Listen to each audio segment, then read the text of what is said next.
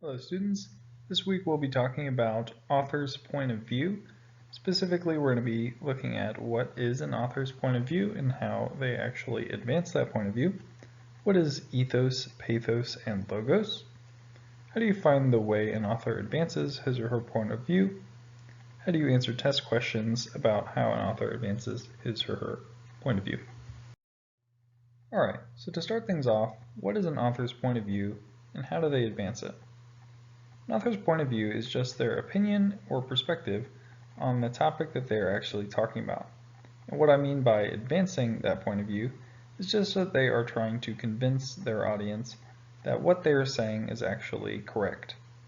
So they're going to use either evidence or some sort of persuasive techniques to try to persuade their audience that what they're saying is correct.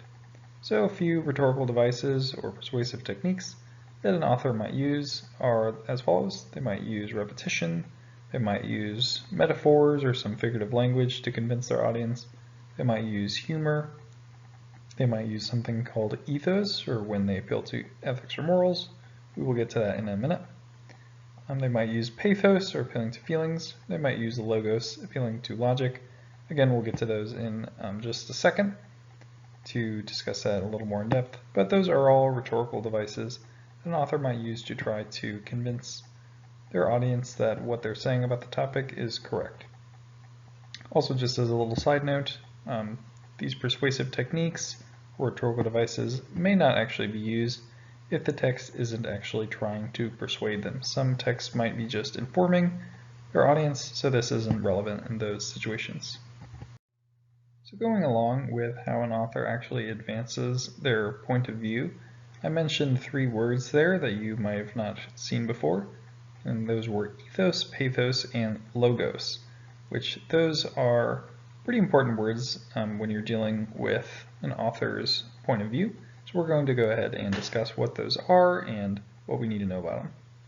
So first of all, there's this guy Aristotle. He was a Greek philosopher, and he found that people are persuaded to do something by either their morals or ethics, by their feelings, or by logic. And those are basically the main reasons why someone might be persuaded to do something. He called these ethos, pathos, and logos. So specifically, ethos is when someone appeals to their audience's ethics or morals, or to an authority figure, like something like an expert, or the government, or God, to persuade them of something. Pathos is when someone appeals to their audience's feelings to persuade them of something. So they might be trying to get some sort of sympathy from their audience, or maybe they're trying to instill fear or excitement or shame or pride. So trying to make these feelings in the audience to persuade them of what they're saying. And then lastly, we have logos. And logos is when someone appeals to their audience's logic and reasoning.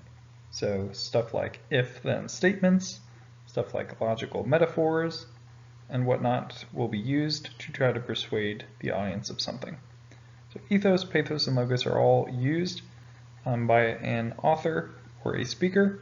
They might use just one of these, they might use several, but the goal of these is to persuade their audience of something. Okay, so now that we've actually gone through all that, how do you find the way an author advances his or her point of view? How do you actually do it? So first of all, you want to identify what topic the text is about. So what is the author or speaker actually talking about? And then secondly, what stance does the author actually have on that topic? So what is their opinion about that topic? So you want to just see what exactly they're saying about it, if they're really for it or against it or something like that. You want to just identify what their opinion or stance is on the topic.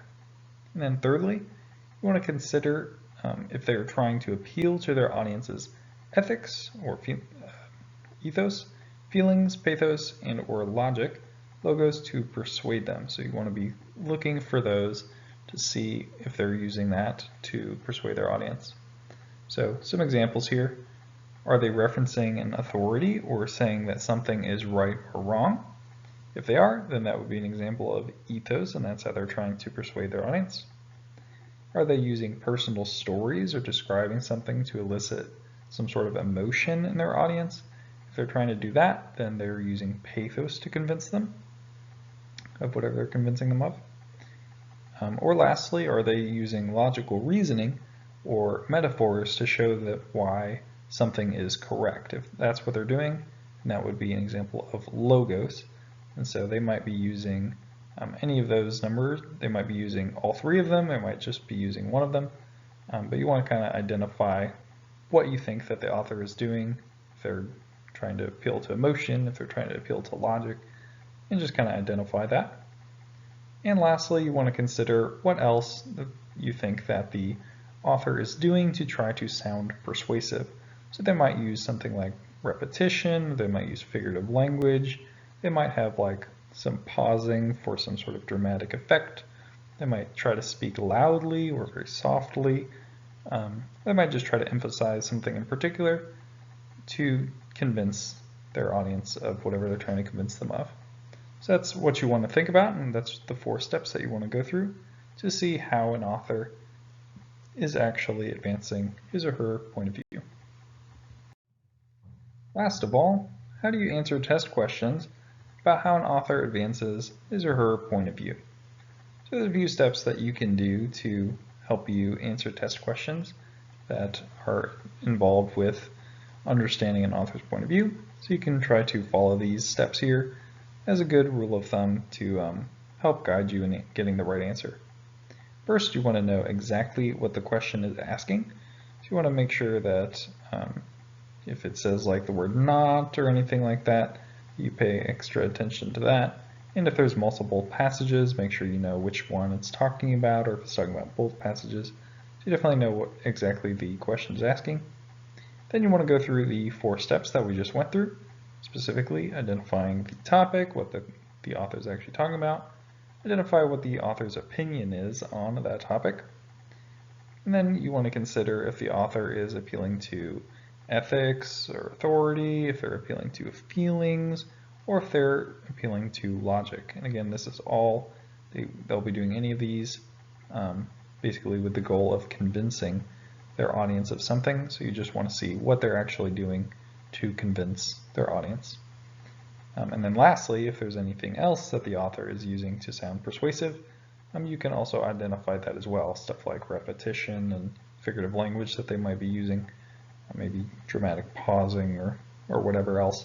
You want to think about those kind of things. Just see what exactly the author is doing to advance that point of view to try to convince their audience of something. And then last of all, you want to just make sure you pick the best, most evidence-backed answer. That's it. So now that we have looked at some steps that we can take of how an author advances his or her point of view, let's actually look at an example test question and see if we can figure out what exactly the right answer is. So the first step we have for answering this question is to know exactly what the question itself is asking. So we'll go ahead and read it. In Martin Luther King Jr.'s I Have a Dream speech, what does he do to convince the audience that there should be equality for the African American community? Alright, so one thing I want to mention about the way that this question is phrased that actually helps us a little bit is that notice that it says, what does he do to convince the audience? It's kind of vague. It doesn't say like, what does he do in paragraph 3 or what does he do at the end of the speech or anything. So just keep in mind that it's literally means what does he do in the entire speech. So it is pretty open-ended there, which actually does kind of help us with our answer that you'll see in a second. We'll go on to our next steps, figuring out what the topic of the speech is, as well as what his opinion is of the topic. Those are both easily answered actually in the question itself, because it talks about equality and that his opinion is that there should be equality for the African American community. So that's pretty easy steps there. So then thirdly, we want to see if there's ethos, pathos, and logos in this particular speech. And I think that all 3 of them would be there, because you can definitely see ethos, because he appeals to ethics by making it seem like equality is the right thing to do, the right thing to promote. And he also appeals to a few authorities like God, Abraham Lincoln, and the Constitution, which you actually can see is the answer there for A. Secondly, we also see that there is pathos, which is be there. So he is definitely appealing to feelings as well, but describing what it is to actually be an African American at that time who is denied of their basic rights. And so then we have to see, is there logic? I would say there's probably a little bit less of appeal to logic as there is to feelings and ethics, but I do think it's there as well, as he does use some metaphors, which you can see in answer C there, to actually convince the audience that equality is what should be promoted.